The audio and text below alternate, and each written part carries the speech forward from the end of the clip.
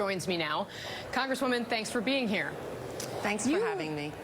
You have worked with Mr. Wray. What's your take on how he would handle the job as FBI director, and what's he like as a person? Well, you know, I worked at the Justice Department with Chris Wray when he was the Chief of Staff to Larry Thompson. I was one of the counsels on Larry Thompson's staff. And he was the consummate Chief of Staff. He was someone who was there to do the work, to be responsible, does not look for the flash and for the light, is really about the grind, really getting the work done. He is the consummate law enforcement officer and has made a life career of that. That's who he is.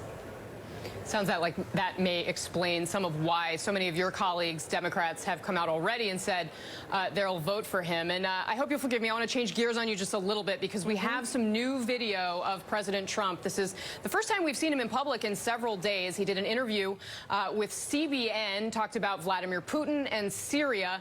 Let's take a look at that, and then we'll talk about it on the other side. Great. You went to the G20 and you met for the first time face to face with Vladimir Putin. And George Bush had once said he stared into his soul and came away satisfied. What do you think? Can we trust him? Well, look, we had a good meeting. I think we had an excellent meeting. One thing we did is we have a ceasefire in a major part of Syria where there was tremendous bedlam and tremendous killing. And by the way, this is now 4 days. The ceasefire is held for 4 days. Those ceasefires haven't held at all. That's because President Putin and President Trump made the deal, and it's held. Now, I don't know what's going to happen. Maybe as we're speaking, they start shooting again. But this has held, unlike all of the other ceasefires that didn't mean anything. So that was a great thing that came out of that meeting. I think a lot of things came out of that meeting, but I do believe it's important to have a dialogue. And if you don't have a dialogue, it's a lot of problems for our country and for their country. I think we need dialogue. We need dialogue with everybody. Sure. It was a great G20. You had 20 countries. I got along, I think, really fantastically with the head of every country. That assessment from President Trump about how the G20 went for him, saying he gets along. But a lot of observers, longtime observers, came away from that conference thinking that the president was really a man alone, some calling it the G19. What's your take on what the president just had to say? Well, you know, I think that we have to be extremely cautious with Vladimir Putin. He has lied at every turn with every president in every administration. And so the fact that there may be a ceasefire in Syria right now does not mean that he is not behind the scenes doing other things to thwart the efforts of America in the Middle East. I think that the president was right in that he has to have a discussion, but I think we need to be very clear-eyed about who Vladimir Putin is and who the Russians are. I'm disappointed that the president did not really go into or take at face value what Vladimir Putin had to say about their meddling in our elections. And I think that that's something that we're going to have to deal with, that the special prosecutor, as well as the FBI, our CIA, our intelligence agency, and indeed this administration and Congress are going to have to take note of and move forward with.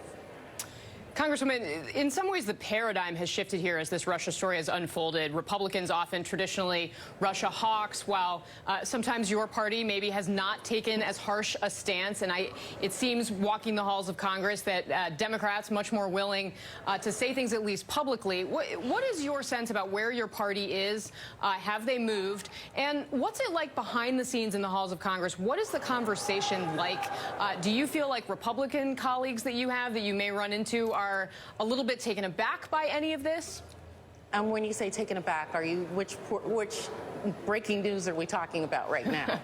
I mean the story writ large. This is something that has twists and turns that, you know, a lot of us are, every minute you have to try and keep up with something new. I'm just trying to get a sense from you of, is there a sense that you all can't keep up with it, or do you feel like you understand where things are?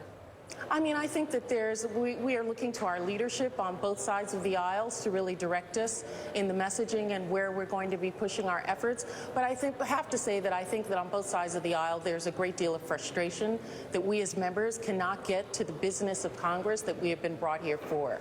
I, from the Virgin Islands, am really concerned about economic issues that my constituents are concerned with. Listen, we have a military authorization, reauthorization bill coming on the floor. We're we're talking about our armed services this week, and how do we fund that properly, the mechanisms that are in place. We all have amendments on those issues, and I think every member is concerned with that.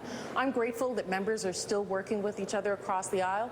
This evening, I'm going to be having a working dinner with my sister, Jennifer Gonzalez, who's the representative of Puerto Rico, because we have issues that are in common, and we want to support our people, both Republican and Democrats. And I think that's the case with all members of Congress. And I think that we're very frustrated by what's happening with the administration, with the Russian hack, with the ongoing issues and the lack of transparency.